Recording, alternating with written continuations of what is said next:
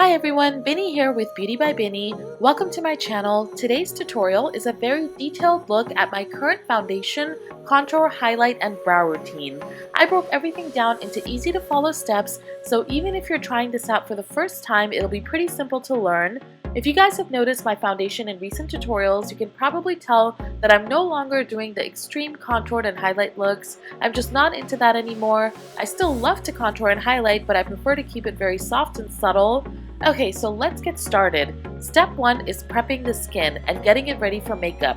On clean skin, I first applied Nivea's Aftershave Balm for sensitive skin. This is a product that Nikki Tutorials raves about, and I really like it because it acts as a primer and moisturizer in one, and your makeup stays on perfectly. Step 2 is color correcting. Color correctors, just like their name, are basically colored concealers that counter different skin imperfections. My family background is Indian and Pakistani, and typically if you are from that South Asian part of the world, you'll have a few areas like under the eyes and above the lips, for example, that just tend to be slightly darker and a bit more grayish. And the best way to counter that is to use an orange toned color corrector. The one that I'm using today is by Kryolan in the shade D305. I applied this with my fingers under the eyes, on the outer corners of my nose, and above my lips. Step 3 is foundation. Today I'm using Kryolan's Dermacolor in D5 and I'm applying that all over my face, neck, and ears using a synthetic Real Techniques brush. If you're wearing a low-cut neckline, make sure you apply foundation to that area as well because you want it to match the face. I get a lot of emails requesting what my actual foundation color is, and the best way to explain that is in MAC colors, and currently I am an NC40 in MAC. NC37 becomes a bit too pale for me sometimes, and NC42 a bit too yellow, so NC40 works pretty well, and my skin tone isn't too pink or yellow, it's more of an olive beige tone. Step 4 is cream highlight. I'm using Kryolan's D64 and a small synthetic brush to apply this under the eyes, on the center of my forehead, down the bridge of my nose, and over my frown lines, on the sides of my lips and above the lips as well. I also applied a bit of this on my chin and also right under the hollows of my cheeks in a straight line.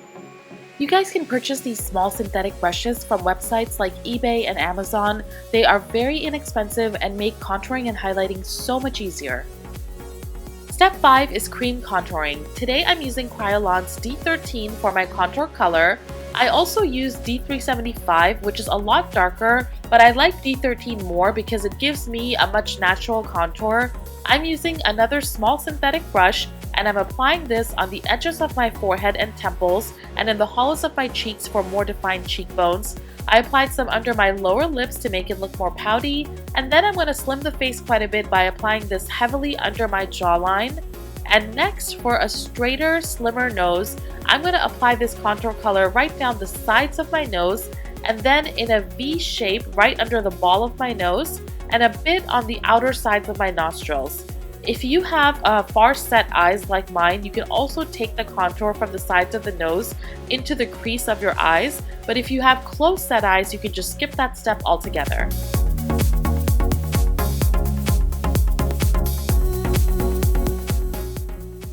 Step 6 is blending. I'm using a clean synthetic Real Techniques brush to first blend out all the areas that I highlighted with the lighter color.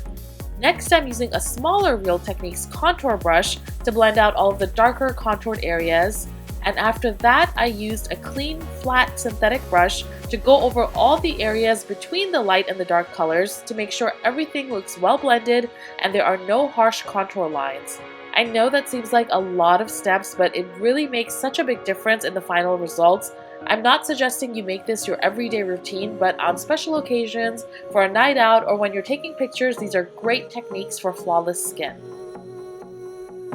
Step 7 is highlighting powders. So now that we're done with all the creams, everything from this point on is going to be powders.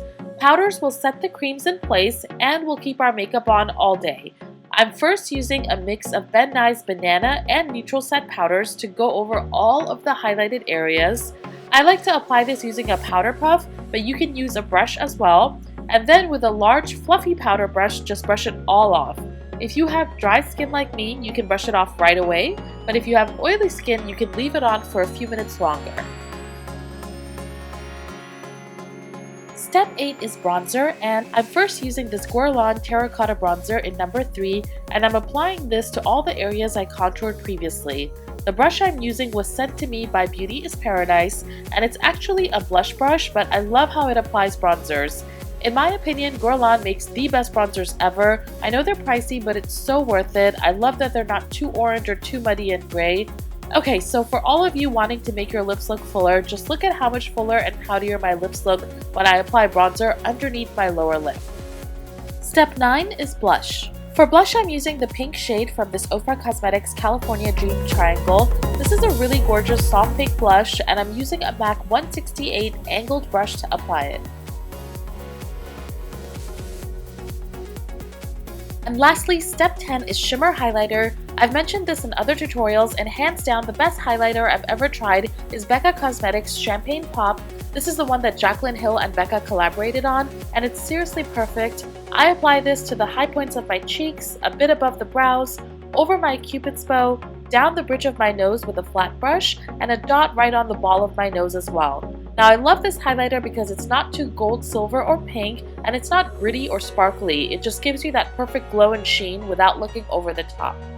So that is it for the skin, and we're now moving on to our brows. The first thing I'm doing is brushing my brow hair into the shape that I want using Anastasia Beverly Hills Clear Brow Gel.